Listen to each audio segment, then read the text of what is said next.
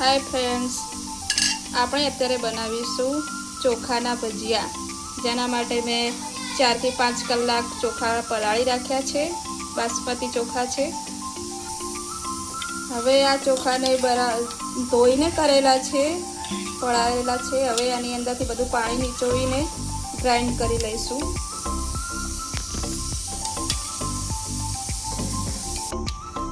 ચોખાને બરાબર ધોઈને વોશ કરી લીધા છે। હવે આને મિક્સર જારની અંદર નાખશું। એની અંદર 2-3 ચમચી પાણી વેડશું। હવે મિક્સર ચાલુ કરીને ચોખાને બરાબર ગ્રાઇન્ડ કરી લઈશું।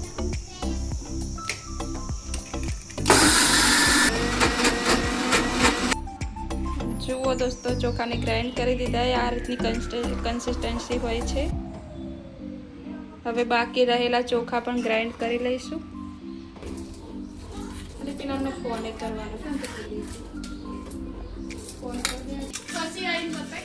આ બટાકા 2 બોઇલ કરી લીધા છે। હવે એને થોડા કટ કરી લઈશું, એટલે મિક્સર જારની અંદર કમ્પ્લીટ ગ્રેવી જેવું થઈ જાય।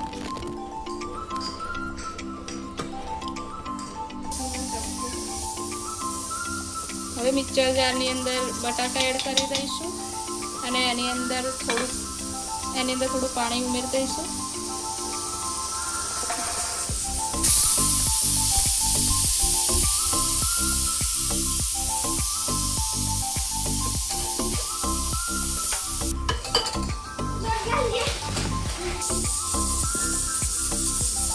જો દોસ્તો, આ રીતની ગ્રેવી કરી નાખવાની છે બટાકાની। હવે બટાકાની ગ્રેવીને જે મિશ્રણ હતું ચોખાનું એની અંદર નાખી દઈશું। હવે આ મિશ્રણની અંદર થોડો ચણાનો લોટ એડ કરી દઈશું, જેના કારણે બાઇન્ડિંગ સરખું આવે। હવે આ મિશ્રણને બરાબર મિક્સ કરી દઈશું।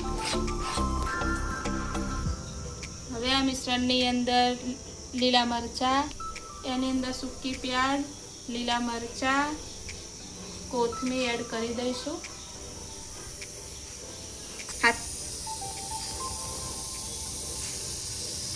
ડુંગળી એડ કરી દઈશું।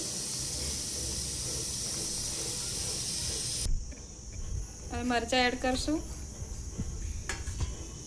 ત્યારબાદ કોથમીર એડ કરશું। કોથમીર વધુ પ્રમાણમાં હોય તો સરસ લાગે છે।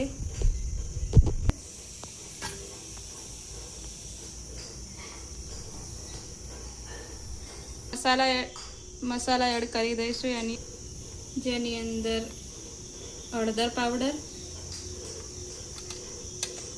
લાલ મરચું અને મીઠું એડ કરશું સ્વાદ મુજબ।